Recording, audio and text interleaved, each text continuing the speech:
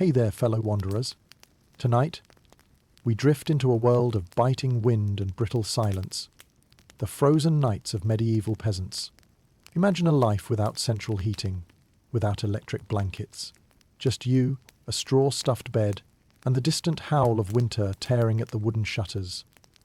The fire burns low, if it burns at all. Your breath fogs in the air, and every blanket feels too thin. The snow outside isn't charming, it's survival. And every hour of warmth is a victory. Most of us wouldn't last a night, but they did, somehow. So before we slip deeper into the past, take a second to like this video and subscribe, but only if this kind of slow, quiet history speaks to you. Drop a comment and tell me, where are you watching from and what time is it where you are? Now dim the lights. Let the low hum of your fan blend with the whisper of old winds. Let's begin. In this frosty journey, you find yourself stepping into a modest medieval dwelling nestled in a snow-covered village. These homes, built primarily of wattle and daub, offer more shelter than you might expect. The framework is made from woven wooden strips, much like a giant bird's nest, and is coated in a sticky mixture of mud, straw, and manure. Yes, manure. Nature's original adhesive. While it sounds like an extreme, eco-friendly building option, it provides reasonably decent insulation given the materials available. Historians still argue whether this technique was as effective as people hoped, or just the best they could do with limited resources. You push through the heavy wooden door, immediately feeling a little less like a medieval popsicle.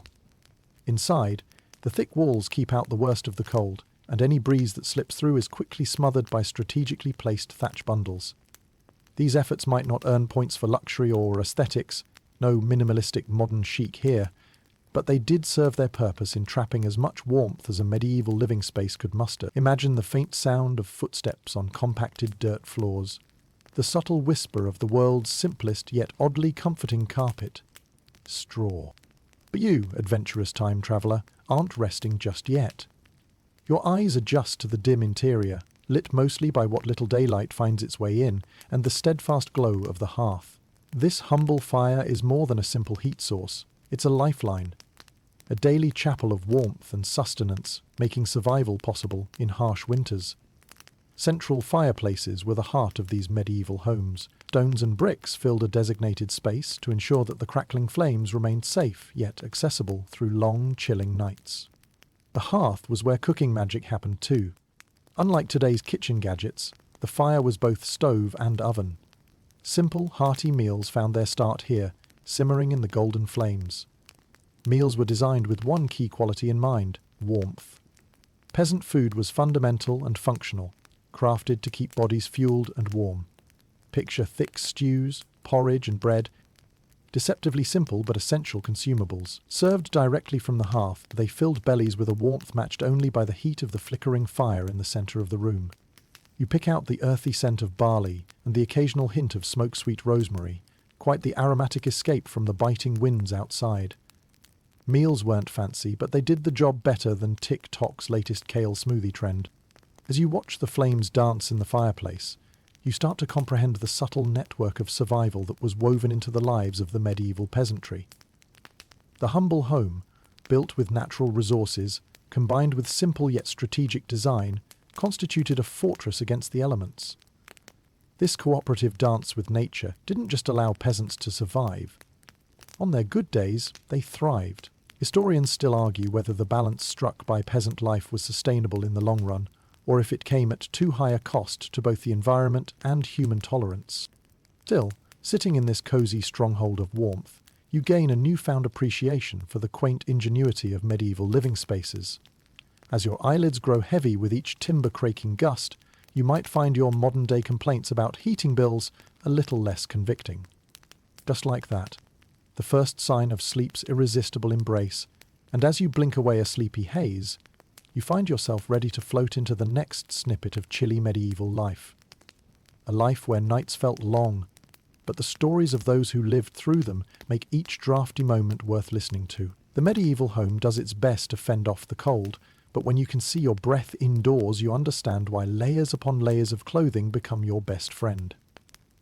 Medieval fashion, though far from glamorous, was designed purely for survival, often necessitating the style over substance St. Martin might frown upon from his celestial view. You wrap yourself in a tunic made of linen, one of the few textiles quickly available even to peasants. You might laugh at the thought of medieval peasants in what looks like puffy Michelin Man outfits beneath cloaks, but this layering was essential. You mused on the use of wool. If warmth was a poem, wool was the blank verse, ubiquitous, flexible and humble. While not exactly saving the peasants from blizzards with its poetry, it was instrumental in providing much-needed insulation. Animal wool, primarily from sheep, was spun and woven into garments like cloaks, leggings and hoods, and during particularly biting wind these garments were as good as gold. Picture yourself in leggings that trace every undulation of genuine comfort under a thick woolen cloak, a whisper of warmth hugging you as you barter laughs with fellow villagers amid drifting flakes.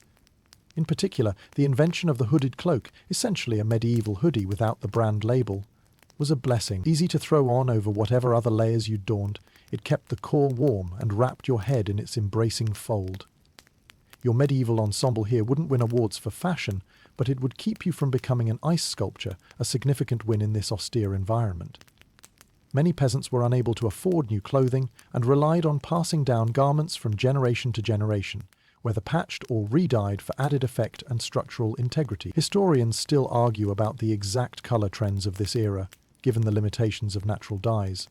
But if you thought earth tones were boring, they were as vibrant as it got back then. Think bold browns, peppy blacks and daring greys. Even among the muted hues of fabric, a hint of colour, such as an occasional blue from Woes dye, stood out as a cherished pop of personality. Yet, aside from practicality and necessity, clothing was also an avenue for community and care. Tailoring skills infused with personal touches and village styles echoed warmth beyond the physical, symbolising kinship and shared history. An old cloak wasn't simply frayed fabric, it carried woven stories of toil, harvest and hearth gossip, and maybe a few medieval dad jokes embroidered in, if you were lucky.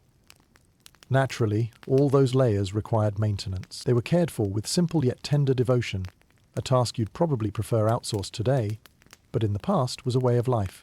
Cleaning was manual and labour-intensive, lugging water from wells, scrubbing and drying clothes under the rare winter sun, or near the hearth where flickering flames danced mockingly. As you stand, wrapped up in these layers of history, you realise there's a gentle rhythm to this cyclical process, a soothing cadence to maintain human warmth when nature conspired to take it away. Each ochre-stained fabric encloses not just a body, but the very spirit of resilience, a quilt warming against both physical and perceptual cold, like those moments you savour under your heavy duvet on a Sunday morning. Medieval fabrics cloaked life in fibres of optimism against winter's bold proclamations. Gradually wrapping yourself up begins to feel like a tender act, a ready armour against the tendrils of chill clawing with customary cowl at vulnerable canyons between your ill-acquainted vertebrae. You recline nearer the fire, its glow padded by the dense wool around your shoulders, a medieval fashion statement denoting both warmth and community spirit. Your fabric fortress does well to ward off winter's siege, transporting you further along a rich tapestry of survival tales in the quiet heartbeat of history's seemingly dreary quilt. But wait until we discover how sleeping resembles a cosy straw-stuffed burrito, the highlight of the shivering daily grind yet to unfold. As you settle more deeply into your medieval attire, you glance across the room at what passes for a bed. Modern sensibilities might not jump with excitement at the sight of a medieval sleeping arrangement, but these handcrafted sleeping spaces were born of necessity and ingenuity. Imagine, if you will, a wooden frame, perhaps assembled with the care of hands familiar with life's rhythms, covered in a layer of straw. Not just any straw. This was golden, crunchy, farm-fresh straw, used for bedding after the harvest. You feel the subtle crinkle underfoot, whispering of fields and sunlit days as you move closer. If you thought a bed of straw sounded akin to something uncomfortable, remember, utility was key. Besides, a little discomfort lightly seemed negligible when exhaustion paired with centuries of practical ingenuity had you snoozing before you could say, lumpy mattress. Historians still argue whether it was sleep quality or simply sleep quantity that mattered most.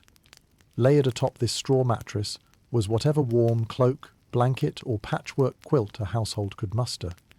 Woolens were budget-friendly treasures for warmth and comfort. Picture the intricate weave of a blanket, perhaps pieced together from scraps and moth-nibbled remnants, a tangible history covering you with cozy familiarity. Cocooning yourself in wool and straw, you might chuckle at the medieval version of a bed-in-a-bag set, though you might have to let go of any sleep number fantasies. As night falls, the fire hissing its rhythmic lullaby in the hearth, you bundle beneath your patchwork quilt. You appreciate how peasant ingenuity doesn't stop at straw or wool. Heated stones set beside the hearth throughout the day are now slid into linen bags and tucked into bed's nature's hot water bottle, still radiating warmth. You imagine curling your toes around one of these humble heat dispensers, inviting a thaw to the night's chill. Have you ever slept near a sheep? Well, in this snapshot of time it wasn't entirely uncommon. An ingenious trick of the resourceful peasant was to sleep communally, even alongside their animals. Livestock penned indoors provided security from opportunistic thieves and a bonus of heat generation. Your medieval night becomes a soft, symbiotic dance of shared warmth, bahing in harmony with your rhythmic sighs. Funnily enough, the communal bed was an early predecessor to modern couch surfing or co-sleeping trends. Medieval families were close sleep-knit, quite literally, around the warmth of shared beds, or al-kalal, made from haphazard arrangements of straw, mats and woolens. This way of sleeping was more economical and intimate, a means of drawing closer when the weather outside metaphorically fought against such closeness. Beneath layers of warmth, secure within the realm of woven familial bonds and patchwork quilts, you allow the echoes of camaraderie to lull you to sleep. The straw rustles beneath you, a symphony of gentle creaks echoing the day's toils and triumphs. Despite any fleeting discomfort, the space feels safe, almost enchanted, like an anti-technological ASMR lullaby in orchestration with nature's blanket. The night. As dreams begin to dance in your mind's periphery, illuminated by the faint flicker of the hearth, you grasp the profound simplicity of such living. It feels almost humbling, respectful even, to slip into slumber, safeguarded by those rustic webs of straw and history's whisper-soft wool, cocooned like a delightful little peasant burrito, ready to drift into dreams crafted by centuries past. But though sleep embraces you now, your journey into the medieval night is far from over.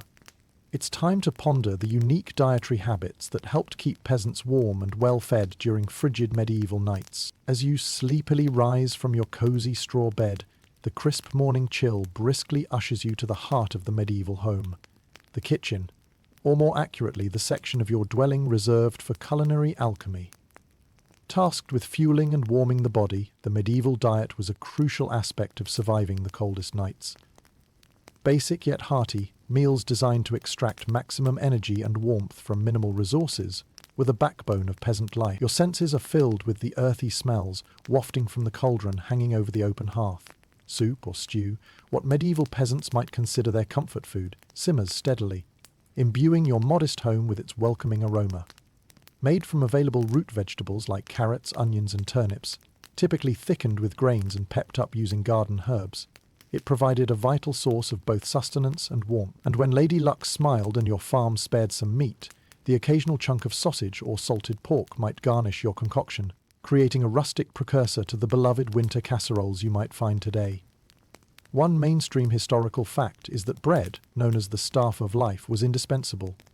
This carbohydrate-rich staple, made from rye, barley or oats depending on the region and resources, filled the bellies of peasants throughout the year. It wasn't the fluffy loaf you find at today's family breakfast table, but more dense and nourishing, often doubling as an edible utensil in the ingenious invention known as the trencher, a sort of medieval edible plate that soaked up delicious broths.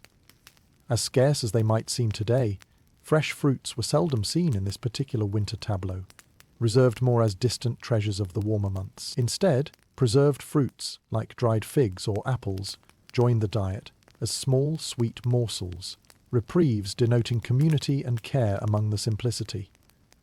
Having these sweets was akin to finding an unexpected candy in your pocket, small joys amid a demanding existence. Your eager taste buds also anticipate the sharp tang of home-brewed ale or cider, sustenance in its own right. Water was questionable in purity, but ale brewed by even the smallest of households was a safer alternative that provided essential calories. It hints at tangy sweetness, weaving tales of harvested barley transforming into liquid warmth, swig by swig. Historians still argue over the richness of peasant diets, whether they were buried in nutritional inadequacies or whether they scraped by healthily despite this uphill rollick with scarcity. You might silently congratulate yourself, knowing your peasant meal plan involves less calorie counting and more calorie hunting. Some oddities of medieval diet culture seep in too. Quirky tidbits like sprinkling exotic spices imported at horrendous costs were rarely indulged in by peasants, often left to grace aristocratic tables. Nevertheless, when a rare sack of ginger or pepper spilled into village life, its presence tickled taste buds with promiscuous fervour, an overly elaborate medieval pinch of salt for the peasantry. Communal meals around the hearth were not just essential calorie consumption, but vibrant displays of community reliance, mutual support against winter's test. The noisy chatter of neighbours provided subtle warmth of camaraderie, lightening a burdensome cycle of frigid night, like a medieval potluck, minus the taco salad. Villagers exchanged recipes, stories, and laughter. Bonds ignited in mere shared sustenance. After savouring this warm, rich medley of flavours, you feel a familiar, drowsy warmth settle in your core. Revitalised by nourishment born from centuries-old traditions, you're ready to face the next phase of your journey. The heartwarming and sometimes quirky ways that the peasant community came together to brave the harshest of medieval winters. A shared table, now soaked in the culture and continuity of hard-earned meals, offers a time capsule experience, the embodiment of winter warmth, for which the villagers constantly devised better methods to stave off external cold and internal hunger pangs. It's an ongoing dance with nature that leads you to appreciate the everyday survival rooted in simple creeds. Eat, laugh, and persevere, an elemental mantra resonating even today. Fueled by the warmth of a communal meal, your journey through the icy landscape of medieval winters continues. But perhaps what stands out most is not the solitary strength of individuals, but the profound sense of togetherness that keeps the chill at bay. Peasants understood that facing winter in isolation would be as unwise as tackling a snowy mountain slope in a pair of flip-flops. The gift of warmth extended beyond physical heat, and was bound in the close-knit web of medieval village life. You gather with your neighbours beneath the low-hanging thatch of a shared barn structure that half serves as a communal meeting space, half as a fragrant refuge for animals. The poignant bleating of sheep and lowing of cattle mingles with human voices, creating a living tapestry of sound that contrasts with the cold stillness just outside. Here, voices rise with an invisible warmth, laughter echoing from rustic wooden beams that have soaked up countless stories over the years. One mainstream historical fact is the essential role these communal spaces played. In traditional gathering areas, peasants shared resources and labour with a spirit of mutual reliance. Firewood piles, stacked like solemn sentinels of the shared hearth, were a group effort. Each villager contributed, augmenting the collective warmth. A notably efficient medieval home services cooperative, if you will. Now and again, a crafty villager might slip in a proprietary piece of particularly fine kindling, a thought best not made public to avoid neighbourly chides. And it wasn't just physical resources they shared. The knowledge exchanged in these congenial gatherings stoked intellectual fires against wintry nights. Tales of the kennel farm fox or the playful banter of King Arthur's now often forgone knighthood emboldened minds against the harsh wind, and when the icy tendrils encroached too closely, the warmth of laughter-shared jokes and the casual revelation of one's daily mishaps acted as a buffer against nature's frosty grip. It's a reminder that even in antiquity, laughter was an unparalleled heat source, catalyzing the alchemy of camaraderie.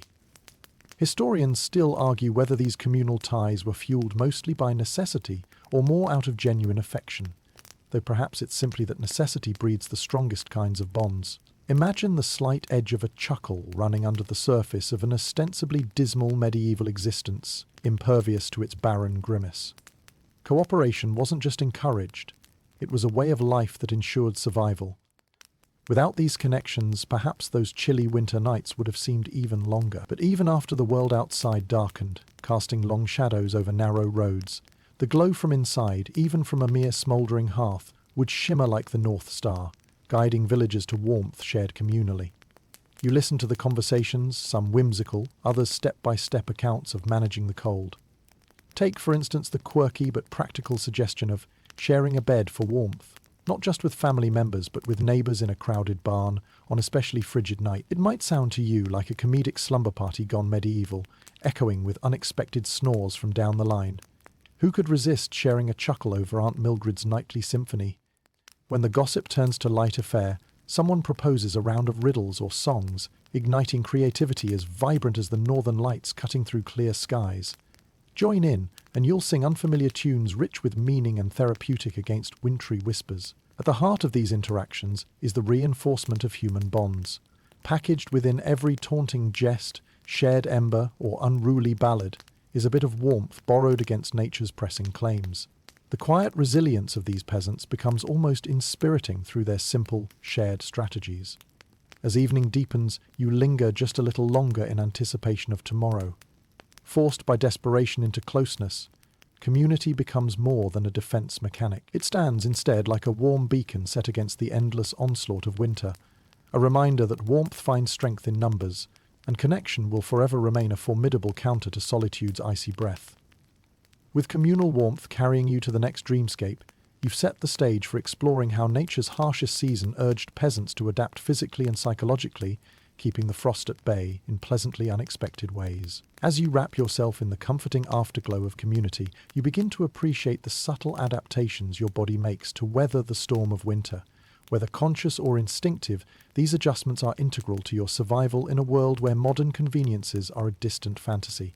Shivers race down your spine, not necessarily from chill, but as a biological response, as your body contracts muscles to generate heat in nature's involuntary warm-up routine. While today you might adjust a thermostat, medieval peasants turned inward, relying on their body's natural rhythms to fight the cold.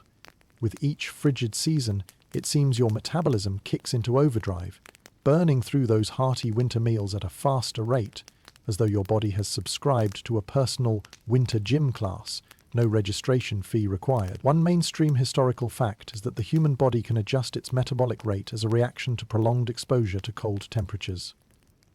This physiological hustle was vital for medieval peasants, who needed every joule of energy their bodies could muster in environments frequently punctuated by drafty walls and bone-marrow-chilling winds. You find yourself marveling at these minute details of the human condition. How finely attuned we are to the intricacies of our surroundings, transforming subtle phenomena into robust survival tactics. Historians still argue whether these biological adaptations were enough on their own, or if they were merely supplemental to external efforts of keeping warm. Either way, your body becomes a marvel of evolutionary ingenuity, its complexity undisputed as it defends against external extremities with the same fervour as any medieval knight. But beyond the biological, there's an adaptability of the mind, an ever-flexible spirit, capable of reframing harsh realities to find hope and resilience within. You realize how much psyche plays a role in warmth. When fires were scarce, communities bolstered each other with optimism, motivation, and the enduring power of shared purpose. Like a series of tactile traditions, such mental resilience curved warmth around those weary souls who'd perhaps never heard of a happy place, yet knew its snug embrace. When your mood seems bleak in the shadow of winter's rain, don't resort to pulling the covers, straw over your head. Instead, consider employing the medieval tactic of optimism. Much like today, motivation infuses energy against winter's chilly monotony. The villagers you've met echo this sentiment through rituals and revelry, each laughter-laden ceremony a torch against the darkness. In doing so, the peasant spirit draws strength from perseverance, the knowledge that beyond every cold night, daylight curates promises of warmth and renewal. In the end, you wondrous travellers discover more than a reliance on furs or fires. You unearth the inner essence of warmth by uncovering agile minds, coupled with adaptable bodies, a testament to survival in its simplest, truest form. Such adaptations become recurring themes across generations, shaped by cultural evolution into tales stretching history's tapestry, while whispering in your listener's ear like an audible hot cocoa, with eyes prickling in want of respite and hope bridging through arched words of comfort. These dancers' introspective warmth creates a new chapter in the winter's encroaching darkness. As these internal efforts emerge into stories of survival, you feel prepared to embrace a different aspect of this survival tale, plunging into the captivating worlds of medieval superstition and rituals. Here, where the tangible and intangible embrace shadows slumbered within the medieval psyche, laying bare yet another tactic against winter's encroachments. Intrigued, you move ahead, eager to explore the metaphysical fortifications crafted during the bone-chilling nights of times long past. The medieval mind, intertwined with a world plentiful in mystery and unexplainable phenomena, did not shy away from imbuing daily life with elements of superstition and ritual, particularly when combating the darker, colder months. As you delve deeper, you come to realize how these practices formed an integral part of the medieval peasant experience, woven as tightly into the fabric of life as the very wool that clothes you. Picture this. Gathered around the flickering hearth, stories of mischievous spirits and benevolent guardians are shared, each one sweeter than honey to hearts facing the severity of winter. These tales are more than idle entertainment. They serve as a shared narrative, binding the community together against the relentless darkness outside. One quirky tidbit you may encounter is the charmingly bizarre practice of placing a piece of bread above the hearth to ward off evil spirits. In a world where shadows were long and unknown forces felt palpably near, simple actions carried heavy weight and involved superstitions offering comforting illusions of control over the unpredictable.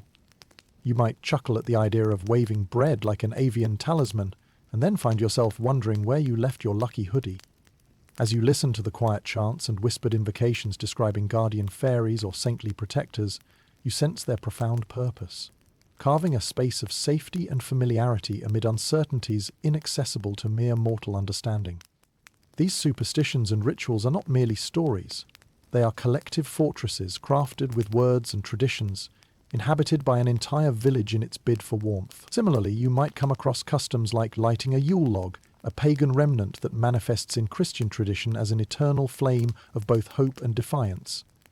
The log, once set ablaze in the hearth, burns slowly through winter's longest night, as a symbol of rebirth and the eventual return of longer days bathed in sunlight. In this ritual, steeped in winter regenerative magic, you witness the resilience underscoring every flicker of flames, dancing defiantly against the backdrop of overreaching darkness.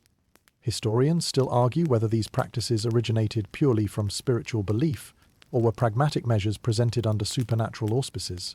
Regardless of their roots, they spread warmth through belief, providing a sense of control in an era over which the whims of nature cast vast shadows, and these shadows moved with intention across the village. In these acts, spirituality binds warmth to both body and soul. Rituals may be mundane, a pattern of repeated actions and intentions voiced into reality, yet they transform ordinary nights into spells of fortitude. With each reenactment, their magic grows stronger, weaving assurance into the villagers' hearts and providing subjective layers of protection when the tangible fails. Furthermore, you grow aware of how these rituals interweave with the social fabric. They shape and encourage connectivity through shared experiences, strengthening community ties at walls where the cold, stark winds end. Communal rites, even simple banter over half-remembered fables, become more than components of life. They are manifestations of hope wrapped in ethereal scarves. As these cool meanderings across superstition's landscape gently fade, the warmth of belief coaxes your mind forward. It guides you towards something more practical, how a medieval peasant assessed and interpreted the signs of weather, combining knowledge ancient and instinctual to prepare against nature's icy gauntlets. With mythical warmth still steeping in your bones, this intriguing venture beckons brightly from within the shadows of history yet to unfold. With the whispers of superstition and ritual still echoing in your mind, you find yourself standing beneath a wide starlit sky, a canopy of twinkling hints guiding the future. Here, the medieval peasant becomes a weather-worn oracle, reading nature's signs to predict the chill that lies ahead. As you imagine the frost-rimed paths of village life, you see the wisdom handed down through generations, etched into the anthropology of observation. Look around. The whispers of the wind through the skeletal branches tell tales of the days to come. Certain birds roost, or the early departure of geese signals the severity of impending frost. Observing such phenomena becomes second nature, akin to a farmer today consulting a weather app with the certainty of a lightning strike. Except it's all primal instinct and ancient lore, a juxtaposition of respect and watchfulness toward Mother Nature. One mainstream historical fact stands out. Medieval farmers recognized the importance of taking cues from the behavior of animals. The woolly huddling of sheep could imply colder temperatures, just as the late-night hoots of owls hinted at shifts in air currents. Even today, remnants of these interpretations form the foundations of folk sayings like, "Red sky at night, shepherd's delight." You notice how others around you glance skyward, interpreting cloud formations as if they were pages in a weather diary. Grey, looming clouds signified snow, whereas swift-moving, darker clouds hinted at approaching storms. Watching these celestial movements becomes an art form, mastered over lifetimes of practice. A habit so ingrained in the life of a peasant, it's almost reflex. Notably, some quirky folklore bits border on the fantastical. A tale you hear recounts how peasants would drive iron nails into trees or cast handfuls of salt into the fire acts aimed at securing a milder season, or at least placating the weather's capriciousness. Even the positioning of the wind it's embraced, tickling the neck from east or west, could predict the behaviours of elements far beyond your control.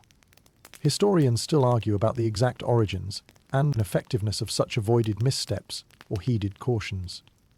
Were they born out of legitimate observation, spiritual discernment, or simply a good-natured attempt at explaining the unexplainable? Ultimately, they document a time where the whispering of the wind provides guidance as real as any scribe's parchment-written maps. Surviving winter nights demanded this nuanced blend of practicality and folk wisdom, each cautiously interwoven like the threads of a finely stitched tapestry. The observations shared between neighbours on brisk evening meetings embrace each anticipatory tweak and predicted snowfall. Together, these ancient celestial-inspired rhythms choreograph a dance of preparedness, a responsive act to nature's cold assertions. Such vigilance confirms the indomitable human spirit, bravery proven through every predicted and prepared passerby's quirk of weatherproof resilience, with your senses attuned to the cyclic whispers high in the sky and shadowy winds streaming through the huddled village. You cross into a more challenging aspect of medieval life. The inevitable result of winter's biting touch, challenges awaits. Here, amid night's hazards, lies another chapter wrapped in tinctured wisdom and staved off with rustic remedies.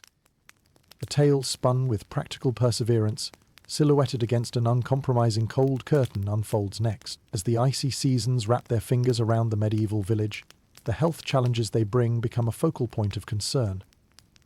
In this pre-antibiotic era, the chill of winter is not merely a discomfort. It poses genuine threats to the physical well-being of the community.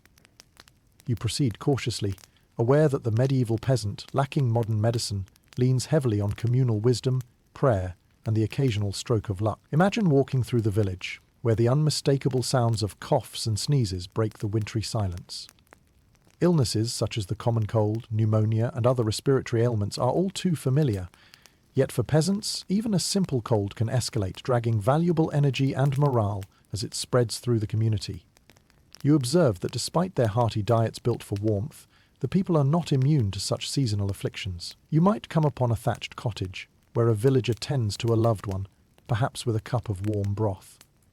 Steams of healing herbs mix with the comforting smell of stew beneath the golden halo of the firelight, weaving a tapestry of warmth you can almost smell.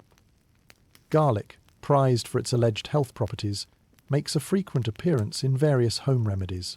Medieval wisdom suggested clove upon clove of this pungent plant kept ailments at bay, at least when the village wasn't entirely vacated due to excessive garlic breath. Historians still argue over what held greater sway in these procedures: folk wisdom, parental instruction, or sheer desperation. What's clear, however, is that whether these remedies worked or not, they were underscored by a deep current of care and communal effort. Layer other quirky remedies atop that of herbal concoctions, such as poultices made from mashed roots, or the occasional elixir brewed from mysteriously curated plant parts. Allegiance lay equally in faith and concoction, ensuring a blend of superstition and tradition that fielded natural defences against invisible foes. Alongside herbs and homegrown concoctions, another cornerstone of peasant healthcare was the role of the local wise woman or healer. These individuals possessed knowledge steeped in traditional medicine, their expertise invaluable in diagnosing and treating maladies. Their reputation hung across cold corridors, along with whispers of their sometimes mystical, sometimes pragmatic practices. Should you find yourself with a persistent sore throat or aching joints, you might seek such a figure, who would dispense advice or mix an aromatic drink derived from rare herbs and roots, traded under hushed terms and conditions. But while the world's chill pressed closely, the shared human elements sustained them. Empathy, tenacity, hope. Stop to observe the way neighbours lend a helping hand, becoming nurse and comforter, amidst kitchens turned impromptu apothecaries. The bonds shared seem even stronger as frostbitten paths lead friends and family back to each other. They wrap the sick with warmth both physical and emotional, transforming cottages into sanctuaries against nature's icy wrath. For peasants, survival is a mosaic of these efforts. Shared wisdom, humble faith, fortitude, and the essential will to fight through another cold day to reach the green promise of spring. This complex dance between vulnerability and adaptation will always resonate in the beads of warmth binding human faculties. Soothed by this examination of health and hope, you are drawn now to witness how merrymaking and storytelling wind their gleeful trails through evenings spent by roaring fire. Here, where stories grow with each telling, lies entertainment and relief, a balm to safeguard soul and heart against winter's endless grip. So, prepare yourself to embark on this evening's serenade of shared narratives and joyous diversions. As the cold quiet of the medieval village settles into evening, its heart beats strongest by the fireside, where the delight of storytelling and simple games ignite the night air with warmth and camaraderie. Here, the chill of winter is banished by tales spun from imagination and tradition, each word and gesture a flicker of flame that dances through the dimly lit room. Picture yourself in a cozy nook beside a crackling hearth, surrounded by villagers of every age. This communal space, aglow with firelight, becomes a sanctuary where laughter and creativity reign. Scenes unfold as elders, revered as keepers of oral history, regale their audience with sagas of old, spinning tales as vibrant and colourful as the woven tapestries decorating the walls. Each story is a thread in the tapestry of the community's collective memory, bearing lessons both poignant and practical. A mainstream historical fact reveals that storytelling was not merely entertainment, but the very medium through which history, moral values, and cultural identity were passed along. In the absence of printed books, stories were living entities, growing and adapting with each telling, nurtured in the fertile soil of shared experience. Through the haze of firelight one notices the children, eyes wide with wonder as they listen to legends of brave knights and elusive fairies, while occasionally sneaking hopeful glances at the storyteller, yearning to catch an approving nod for a soon chance at the spotlight. You chuckle internally, noting how even in this medieval microcosm, younger folks stoke dreams of stardom just as vigorously as any present-day TikTok enthusiast. Historians still argue over whether these tales were primarily factual recountings or peppered with fanciful embellishments. Regardless, they served to cultivate a strong sense of community identity, cementing common bonds through shared narratives, and reinforcing cultural heritage. After the closure of an epic tale, villagers might shift to playing simple games. Picture a lively round of Capture the Wall, a precursor to more modern games like Tag or Cat's Cradle, a rope game where dexterous fingers weave patterns, creating miniature works of art. Each game brings out laughter and friendly competition, energizing the room with joy, even as the world outside is laced with frost. And let's not forget a round of Hoodman's Blind, the medieval cousin to Blind Man's Bluff, leading to no small amount of giggles as the hoodman, their eyes shielded by a cloak's hood, attempts to tag friends with varying levels of success. Such games were not merely diversions but cherished rituals that fostered joy and cooperation. They helped forge alliances and kindled laughter, a beacon of warmth in a landscape otherwise dominated by the long, frozen silence of winter nights. As cheeks flush with animated stories and shared mirth, the blanket of winter seems magically lightened. Each story spun and game played adds a new layer of warmth, a momentary suspension of the trials that loom outside, a stoking of heart fires that no frost can freeze.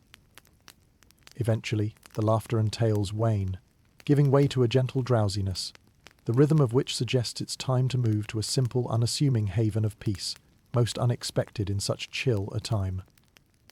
To discover how the animal companions you share your world with not only offer warmth, but companionship and a sense of security, yet another segment of medieval life unfurls before you, as the boundaries between humans and their loyal fairy counterparts blend seamlessly against the winter cold.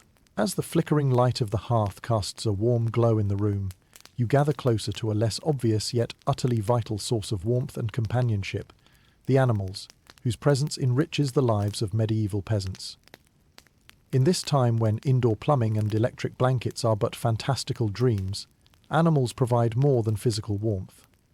They are crucial companions in the shared space of survival. Imagine the scene. Livestock, humble creatures nestled close within barns or even inside the home itself, lending their body heat to keep the chill at bay. Muffled bleats from sheep curled in a corner underscore the symbiotic relationship. Each breath they take is a promise of warmth.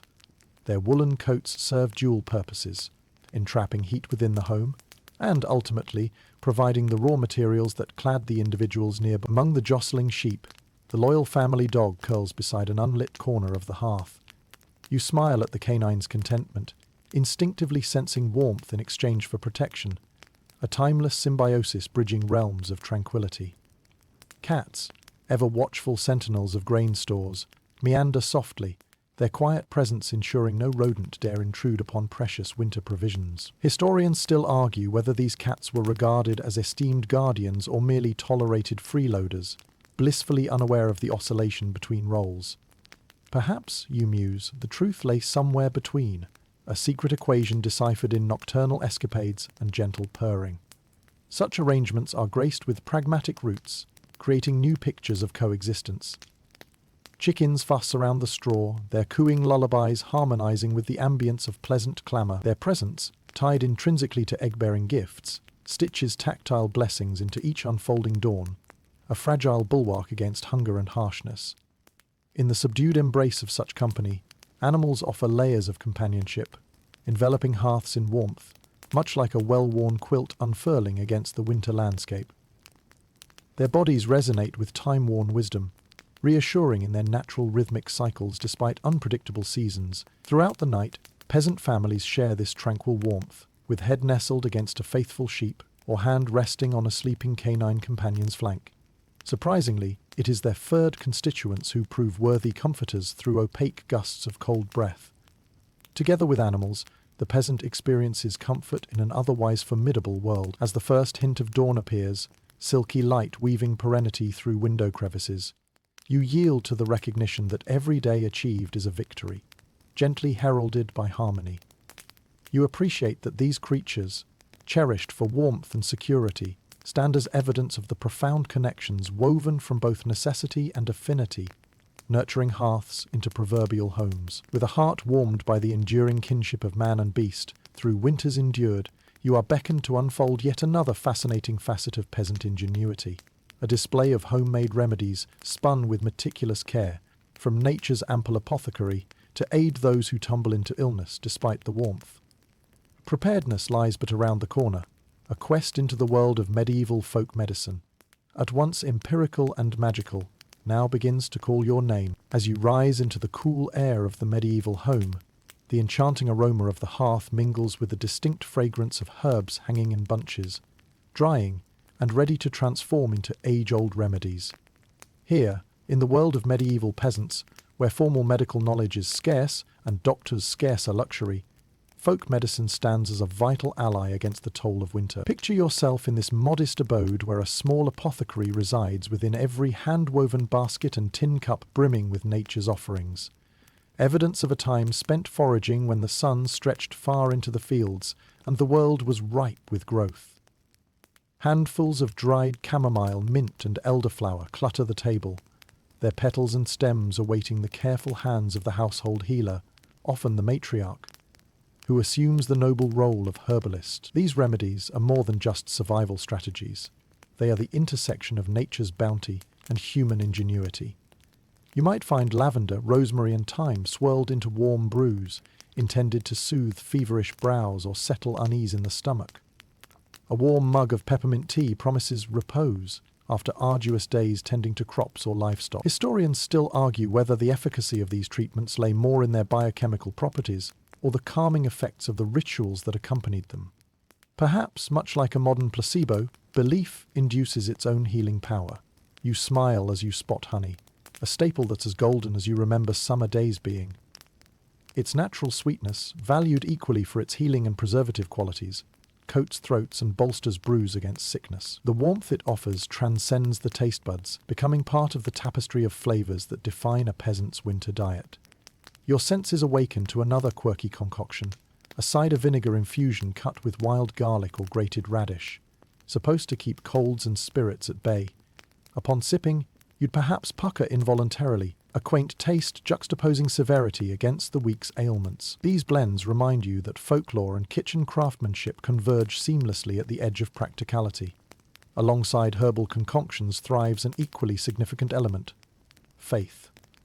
While sprigs of healing herbs steep, whispered prayers accompany the stirring dilution with earnest hope, sometimes reinforcing the bond between healer and patient.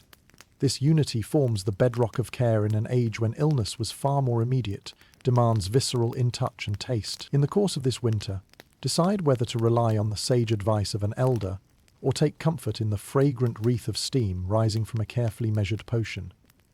Even amidst these earnest efforts, you might perceive a collective acknowledgement that, sometimes, nature writes its own rules.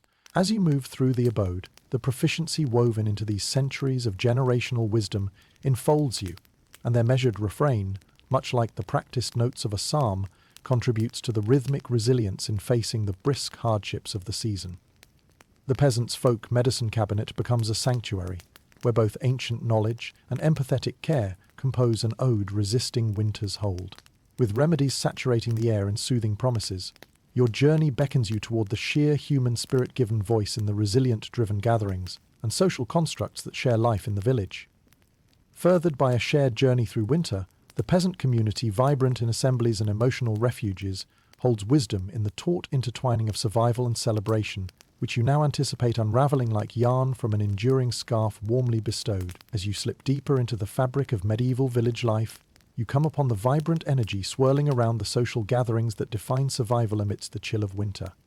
While natural dismissals and the harsh whispers of the weather reign outdoors, inside the cozy, crowded confines of the village hall or a welcoming barn, the community breathes with vitality. Its pulse a warm counter to the dark of early nightfall. You join the villagers as they come together, drawn by the promise of shared warmth and companionship. Each gathering becomes a festive tapestry, woven from the bustling activity of shared meals, spirited conversation, and forms of entertainment finely tuned to the seasonal cadence. Picture tables piled high with the fruits of communal preparation, where every dish tells a story, translated in flavour and scent. The humblest meal here transforms into a feast, its riches magnified by shared contributions in the generous hands that prepare and serve. Laughter punctuates the air, tangled with the clink of pewter mugs filled with home-brewed ale and cider, a tangible embodiment of generous spirits served with earthy tones and evolving warmth. Amid the swell of celebratory cheer, a round of music and dance invites all to partake. Picture children weaving between adults, unencumbered by worries, rediscovering hidden games as their voices echo in lilting song. Instrumental chords provided by homemade fiddles and drums string together familiar notes that pulse through the room, accelerating the rhythm of joviality. You might chuckle at the sight of thick, wool-clad villagers galloping in syncopated twirls, a rustic ballet. Even those not twirling on the hay-draped dance floor share in the merriment, another segmented puzzle piece contributing to an infinite tableau of joy. One mainstream historical fact to ponder is the role these gatherings played in knitting the social fabric tighter, often celebrating agriculture to the calendar's dance weather, marking midwinter, solstice, or the emerging light of spring. In living practice, these celebrations anchored the community to a shared history, each song and dance etched with cultural identity and resilience. Highlights include the lively, energetic storytelling drawing you into the fold, a continuation from the warm fireside you previously enjoyed. In a medieval plot twist, you might encounter moments of spontaneous drama or reenactments capturing local legends or fables, their narratives looping through lineage in a seamless oral tradition. Historians still debate the extent of sacred versus secular observance in these gatherings. While faith undoubtedly played a role in dictating some elements, the line between spirituality and the simplicity of human delight could blur, intertwining strands of joy woven into a resilient fabric. Perhaps it was the balancing of both realms' equally vital components, centering human experience, enabling an experiential strength surpassing the sum of its elements. The quirky side of such gatherings wasn't far off. with village betrothals and peacemaking tending to elaborate plans amidst winter's stretching veil, where a cautious eye saw beyond the touch of cold and a brave hand offered future promise within communal kinship. Imagine a jester's antics, cleverly eliciting peals of laughter with each jest, perhaps nodding toward a couple caught in the quirk of romance's newfound embrace. As the evening wends toward conclusion, handshakes and hearty slaps on the back rekindle bonds firmed as fortified warmth carries the villagers homeward. The shared strength of community and celebration come fully alive, lightening the burdens of life's wintry shadow, fostering an enduring camaraderie to face the season's challenges once more. Satisfied with the richness of shared experience and community's bonds, your night's trajectory next guides you outside the known warm settings toward the potential hazards and navigational ingenuity of venturing forth into the perilous night to reach the quiet refuge beyond. An adventure to witness how peasants maneuvered life's demand over nature's enthralling grasp. As the last echoes of laughter fade into the chilly night air, you find yourself pondering the necessity of leaving the safety of the communal gathering to venture out, perhaps on an errand or a short journey to a neighbouring village. Travelling at night in medieval times was far from a trivial matter, yet there are times when such journeys could not be avoided, and thus the peasant had to rely on grit, a keen sense of direction, and a few surprisingly resourceful tricks to navigate the cold unknown. Picture yourself stepping out into the bracing night air, wrapping your cloak tighter, its woolen layers warding off the biting chill. The village lies behind you, a warm glow still visible through windows where embers dimly aglow keep watch. Your path is dark, lit only by a moon that generously spills silvery streaks across a landscape laced with frost. A fundamental part of nighttime travel involves listening to nature's signs, the rustle of wind through naked branches, or the distant call of an owl guiding your steps. Worn tracks embroidered into the landscape by years of foot traffic serve as your compass, a winding line knitted by countless neighbours' footsteps. The footpath accepts you in kind, though invisibility compounds the mystery. Its familiarity settles into muscle memory as your feet lead the way. The risk of travel isn't eternally fated. Rather, experience has taught clever adapters to evaluate with competence whether precaution allows you to travel unscathed. Precarious paths necessitate mindfulness of hidden icy patches, where a misstep could turn adventure to misadventure. Historians still argue whether it was raw instinct or learned experience that honed these curt wood identifications. A debate rested somewhere between practicality and historic intricacy. To mitigate the hazards, using small tokens of light, a handheld lantern perhaps made from iron and glass, flickers in your hand, throwing out soft warmth. And unlike street lamps enveloping modern routes, your light brightens no grand arrival path, but forms a welcoming halo, comforting while navigating unknown bends. The way that darkness can deceive a traveller's perception is evident. You amuse yourself with the image of fog deceptively thick, raising possibilities of stumbling upon somewhere entirely different than planned. But even these phenomena are grounds for medieval wisdom, urging you to lean heavily into folk sayings like, "When the wind is in the east, 'tis neither good for man nor beast." These regional adages guide judgment, adding occasional humour through constant refrain during these chilly sojourns. Your journey might bring you past a moonlit field where cattle rest, their bovine shapes casting playful shadows against the silver-streaked ground. In peaceful slumber, even these animals reassure the weary traveller with their contented demeanour. Cows serve as unwitting beacons, indicating fertile land and the sustenance essential for all creatures embarked intimately alongside you on this frigid midpoint trek. With travel come stories, filled with suspense.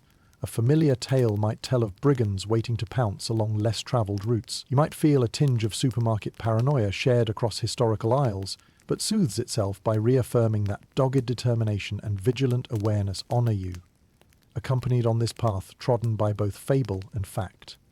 As you carefully measure each step, reassurance builds below your heart.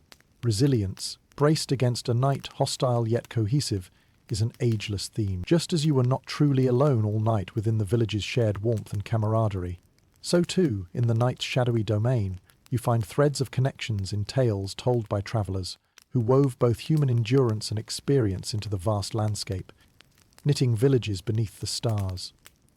Soon, Reflected light signals your nearness to the door, awaiting your return through moon dust embroidered over silent wood. As you round the last bend, your heart skips, part wonder, part relief, with affection for the warm haven now stretching fingers toward you once more against night's embrace.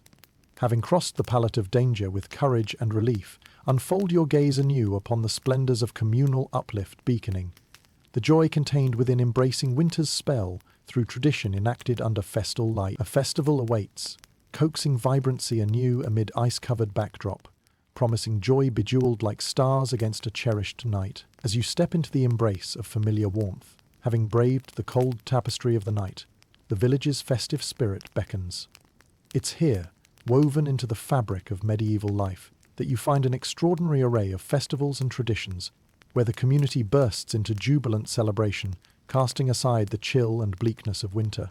Their vibrant, uplifting energy serves as a counter to the starkness outside and infuses life with hope and unity. Imagine the village enveloped in crisp, cold air as preparations for a festival unravel amidst the frost. The anticipation is palpable, a dynamic melody thrumming beneath the surface as villagers bustle about, each task executing a note in symphony with the next. Decorations made from evergreen boughs, holly and bright berries appear magically on doorframes and mantels, a rich display of life persisting against the snow-bleached backdrop. One such festival that warms the heart is the Midwinter Feast, a joyous affair symbolizing the turning point of seasons. For centuries, humans have marked the end of one year and the start of another with revelry, and medieval peasants were no different. With agricultural rhythms pausing, this was a time to divert attention from toil towards merriment and community. As the sun sinks below the horizon and twilight dances into evening, people gather in communal spaces, their breaths visible like miniature clouds in the icy air. Amid flickering torchlight and fires casting flares against the night sky, villagers share lavish, albeit humble, feasts. Tables may not groan with abundance, but sharing enhances the flavour tenfold. It's a potluck in its truest, most heartfelt sense, an offering of gratitude and optimism laid before neighbours and friends. Stories that fill the chilly air become longer at night, the kind that span generations, eternal sagas transposing wisdom across centuries. As you listen, a sense of awe fills you. Whether they recount wondrous legends or real-life tales, these topics affirm that wonder exists, even when the earth rests under its deepest blanket. This joyous eruption of life takes many forms: traditional dances that reject everyday routine, often accompanied by vibrant music that invites movement and warmth. Spin, twirl, weave in rhythmic harmony with partnered dances, or sometimes alone. These activities are aimed to awaken the dulled senses. You laugh at your own footwork, attempting to keep step with mirthful chaos, a delight in spontaneous declarations against winter's icy clutch. Historians still argue about the origins of some of these traditions, wondering whether they stem from deeply rooted pagan practices or solely from necessity, aiming to break winter's monotony. Yet whatever their genesis, they ensure warmth echoes through the seemingly barren months, a reminder that life thrives beneath snow and ice. Fireworks of a medieval scale ignite your imagination as you observe folk-light ceremonial bonfires or spirited candles. Sometimes the symbolism of fire represents warmth beyond light, calling forth prospects that chase away dark prospects and frigid fantasies. And let's not forget the mischief, a little cheeky naughtiness threaded through hushed whispers and knowing glances, pranks and tricks that lend levity, reminding all of the joy hidden behind heavy winter shrouds. It's in these hilarities that the village reminds itself of summer's dew-quilted laughs, now echoed over icy chords. As the evening draws to a close, the spirit of festivity remains, echoing even as lanterns dim and charcoal turns to ash, a silent promise of renewal quenched in firelight's embrace. Each participant carries home the warmth kindled deep within, a living ember glowing just beneath their breath.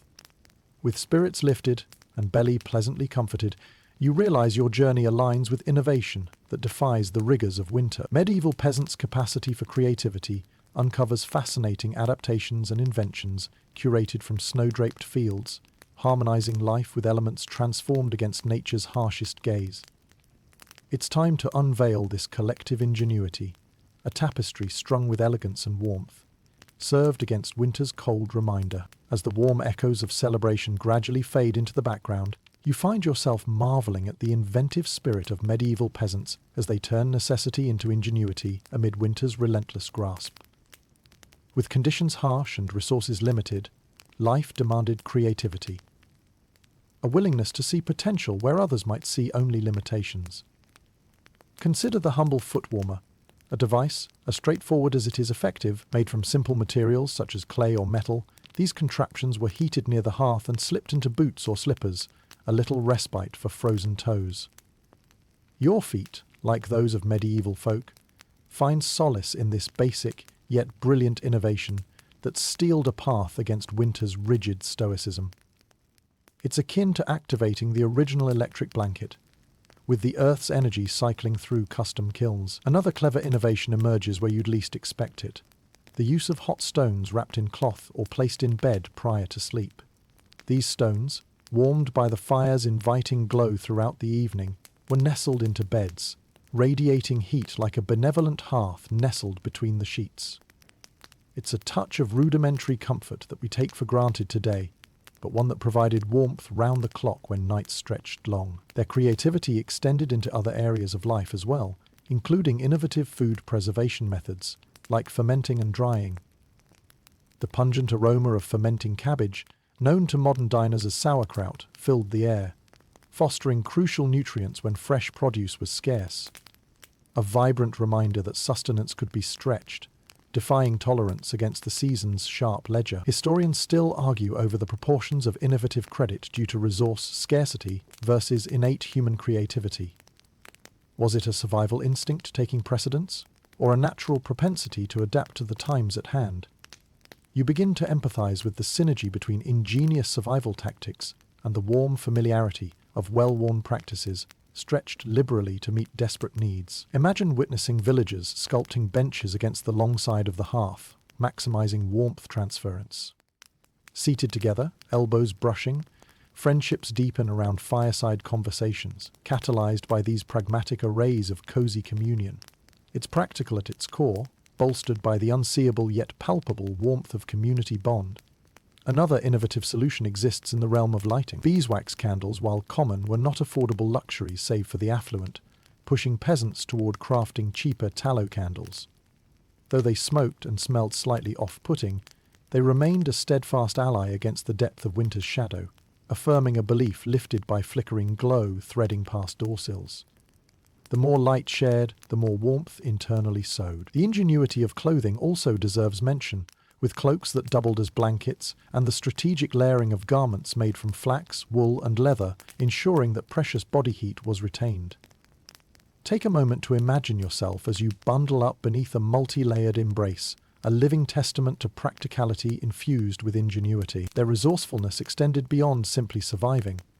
Their creativity transformed the brutal winter into an opportunity for crafting tools, ideas and relations. Each gesture of innovation marks a triumphant step against nature's mercurial dispatches. Even frugality embraces nuanced artistry akin to an artisan turning raw clay into a heartwarming earthenware symphony. As your mind draws closed upon these threads of elegant resourcefulness flourishing amid seasonal hardships, you find yourself poised on the brink between peasant past and civilization's progressive insight. Awaiting you now is an exploration of how shared structures, particularly the monumental church, provided solace and space when nature pressed even closer. Prepare to delve deeper into the roles of comfort and protection, where spiritual haven met the needs of the weary in body and soul alike, forming a sanctuary luminous against a snow-dusted horizon. As you emerge from the lush twilight of shared invention, the soft light of devotion draws your attention. At the heart of each medieval village stands the church, a stalwart structure offering more than spiritual respite. It acts as a physical haven during the relentless cold months, its walls steeped with echoes of prayers and whispers from those seeking comfort against winter's harshest realities. You step inside, and the sudden quiet envelops you like the comforting embrace of a familiar woolen shawl. The chill is notably muted, and even though it may not be warm, it's a welcomed reprieve from the biting winds that gnaw at every fibre outside.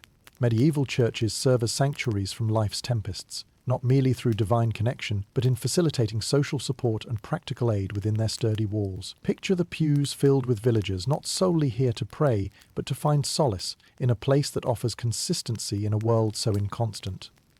The church acts as a gathering place, a hub where the community's sense of shared burden is alleviated, if only temporarily.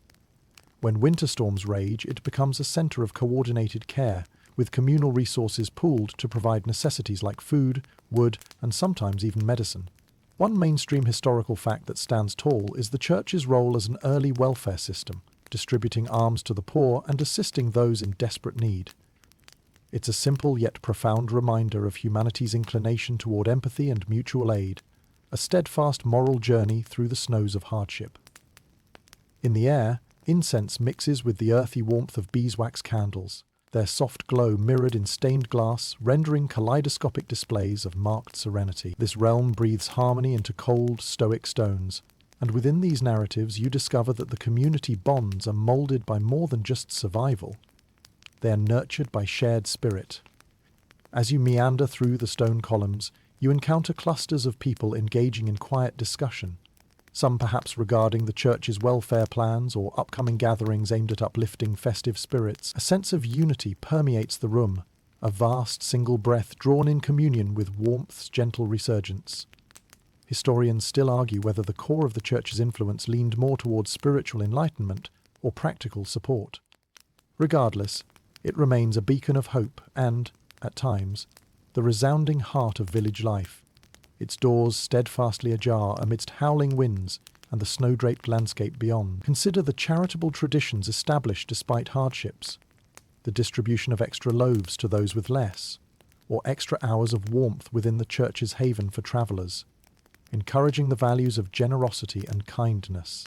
Such acts, simple though they are, weave a new layer of insulation against life's chilling winters.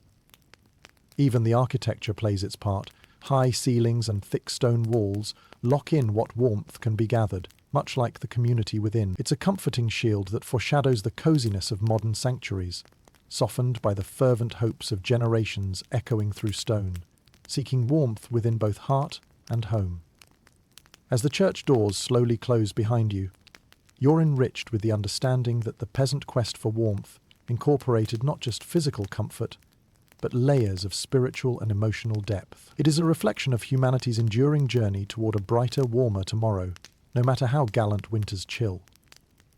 With faithful respite, reflection, and warmth radiating in mind, you close the chapter on purely survivalist tones. Set your sights now upon unfolding lessons, tracing threads of history to the present, bridging humbling insights that have danced like shadows across centuries and into the modern hearth, casting a soft glow over hopes for warmth, continuity, and peaceful rest. As the final pages of your journey unfurl, the lessons from medieval peasants about surviving winter's relentless bite shine with humble radiance. In their ingenuity and resilience, you find echoes that reverberate into the present, forming a bridge between past and present, shimmering with wisdom born from simplicity and necessity. Standing at this convergence, you reflect on the myriad ways these lessons have transcended time. Medieval peasants relied on their keen sense of community, innovative spirit, and resourcefulness to transform hardship into opportunity, a practice just as relevant today. The idea of coming together to face challenges, pooling resources where possible, remains a timeless testament to strength through unity. Modern society has adapted much from those earlier times, integrating long-understood practices with technology's advances. The wisdom of layering clothing to retain warmth speaks from the medieval past to today's winter wardrobes. Echoes of warming stones trickle into the heated blankets and pads we take for granted, each thread tied to the simplistic warmth of hot stones wrapped in wool. When you think of sustainability, medieval resourcefulness offers perspectives woven into modern environmental consciousness. Their understanding of seasonal rhythms and food preservation, using every resource to its fullest potential, finds relevance in today's conversations on reducing waste and valuing the present.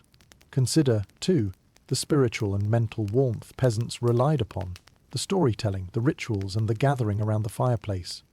These timeless comforts reflect our current gravitation towards mindfulness, storytelling, and community gatherings as a source of warmth that transcends the physical. Historians still argue over the exact influence these ancient practices have had on shaping modern society, or whether this reflection is more romantic interpretation than direct lineage.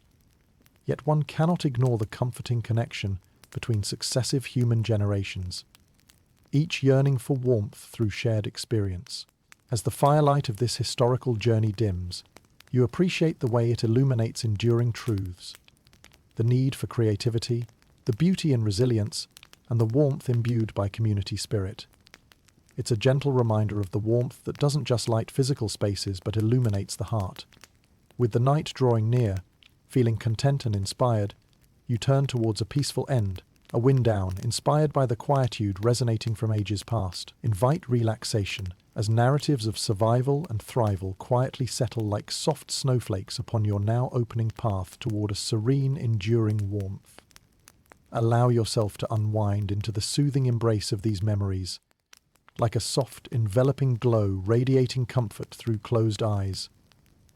A sweet reminder of unity across time's porcelain seams. Feel secure in the knowledge that warmth follows you regardless of blustering winds, an ever-present companion threading through history, nestling into present dreams with whispers of cozy tomorrows. Let the serenity of these tales whisper gently through your soul, easing tensions and letting contentment unfurl like a sunrise across a tranquil sky. Relax, knowing that humanity's radiant warmth endures beyond harshest chills and Arctic gusts, a steadfast beacon flickering softly through hushed serenity. With each breath, settle deeper into relaxation, feeling the passing flickers of tales imbued with compassion's resilient grace, soothing every muscle, every thought. The gentle cadence of history's lullaby eases your spirit, catapulting consciousness into slumber towards endless fields of peace, enveloped by a timeless blanket. As your breath slows, envision the stories woven under ancient starlit rooms, cradling laughter, wisdom, and warmth anew, rocking eternal souls beneath winter's chill embrace, learning how humanity cradles warmth wherever hearts reside.